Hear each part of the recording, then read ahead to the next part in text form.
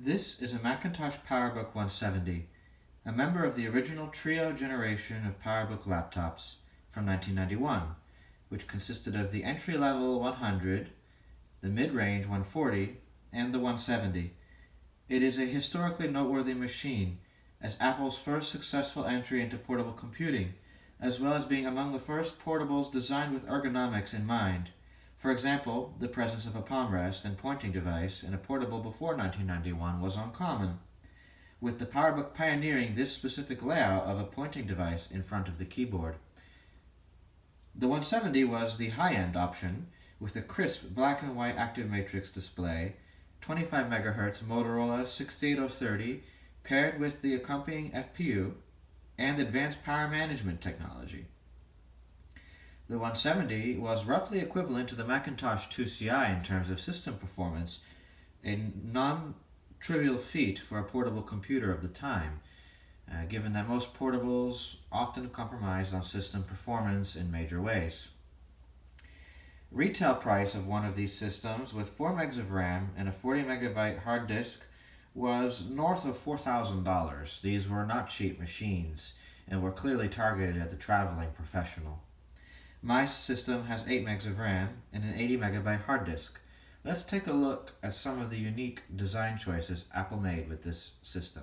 First, let's talk about the build quality of the system. The system feels very solid despite being made almost entirely out of plastic. The hinge of the system, as well as the latch, is very sturdy and has a smooth yet solid range of motion.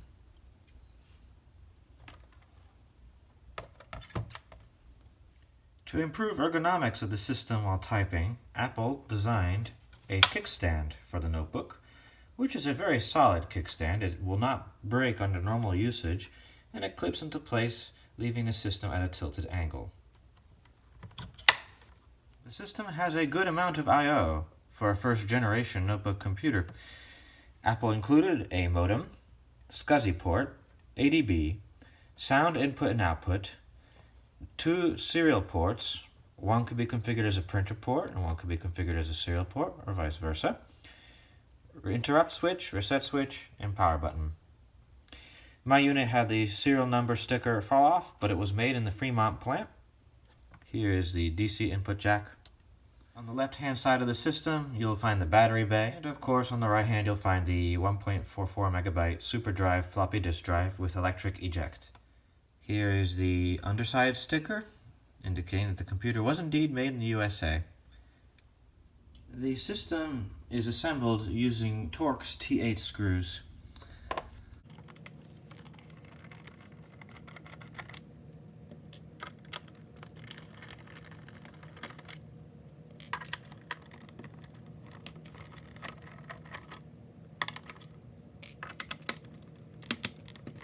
You must also remove the screw located beneath the modem to actually open the system up.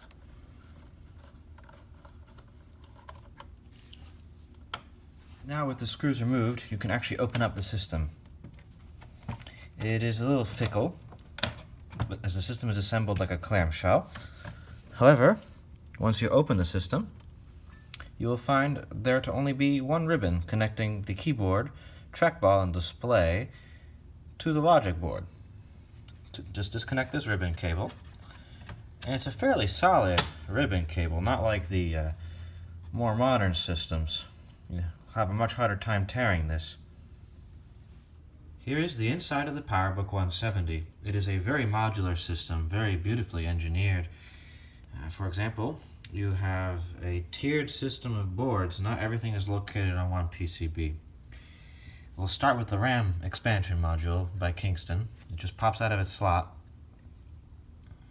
Has Hitachi chips from Japan. This is a 4 megabyte expansion. There's the Apple proprietary expansion connector. After removing the RAM, we have access to the CPU card.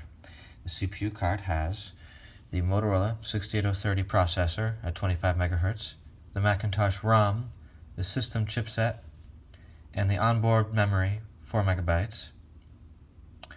The CPU card is held into place with 4 Torx screws. To remove the CPU card, just remove the 4 Torx screws.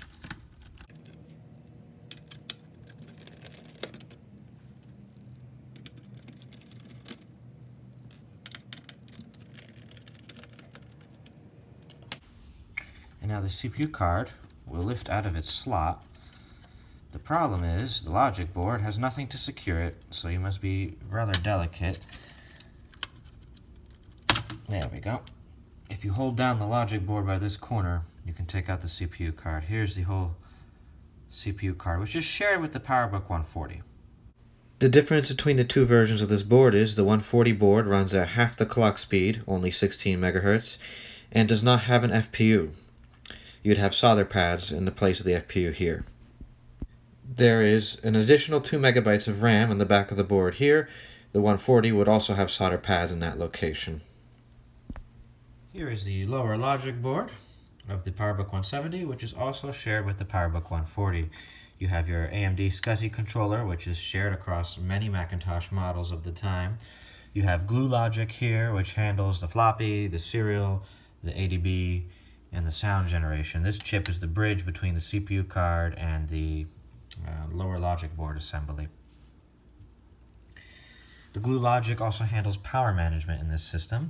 You'll find here a temperature probe. Because the battery pack is a non-intelligent battery pack, you only have a positive and negative terminal here. The temperature probe ensures that in the event of a thermal condition indicating unsafe operation of the battery, the system will discontinue charging and perhaps even discontinue operation. Right here is the modem assembly, which was subcontracted out to Global Village Communications. There is nothing of note underneath the modem assembly on this logic board, just some components related to power delivery to the rest of the system. Just a quick shot showing the hard disk and the floppy drive. The hard disk is supplied by IBM. You can barely see the name, but it is an IBM WDS 280, 80 megabyte hard disk with an Apple ROM. The floppy drive is also Apple original and it is dated the 12th month of 1991. Here is the topside assembly, which consists of the trackball, keyboard, inverter board, and LCD display, as well as the hinges. I'm not going to take this whole component apart because it is notoriously brittle. Why is it brittle? Well, just the plastic formulation and age. And the problem is the system's structural components are all plastic. And because of that, you have screws mating to plastic through a metal union. This metal union is molded into the plastic, and this joint becomes very brittle with age, especially the one where the LCD display hinges mate to the back cover. They are known to just shear right off. To preserve these systems, it's best to minimize the need for total disassembly where the system is its weakest. Additionally, the clock battery here should be removed at the nearest opportunity. Unfortunately, it is soldered into place, so it takes a little bit of effort to remove it. The PowerBook 170 is an excellent example of modular design. Really beautifully engineered, easy to service. Apple has lost its way in this regard, although in theory modern components have lower failure rates. Let's reassemble the system and see how it performs.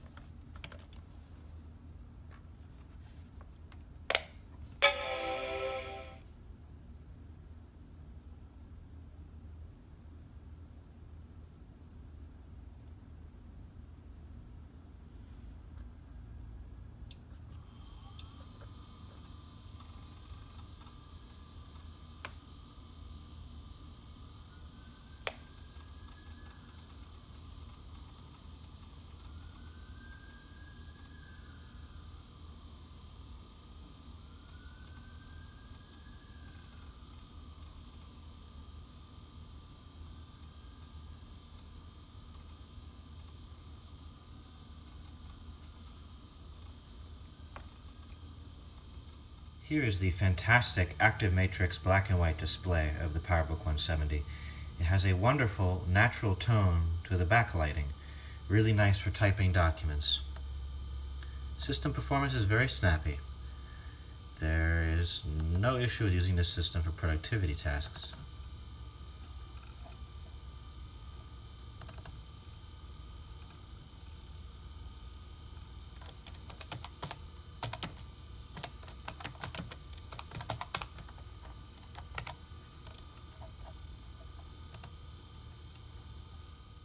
The system features full audio input and output with a built-in microphone.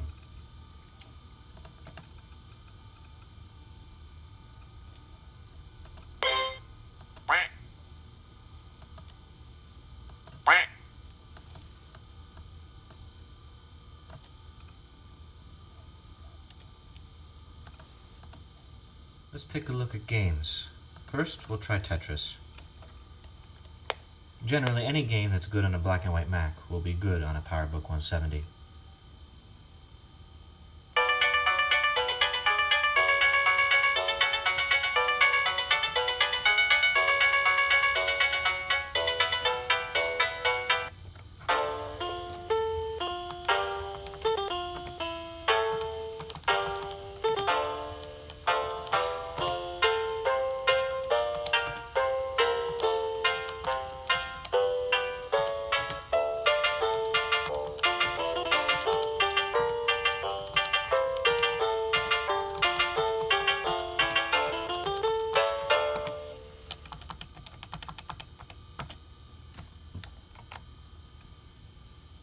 Next, let's take a look at the classic glider.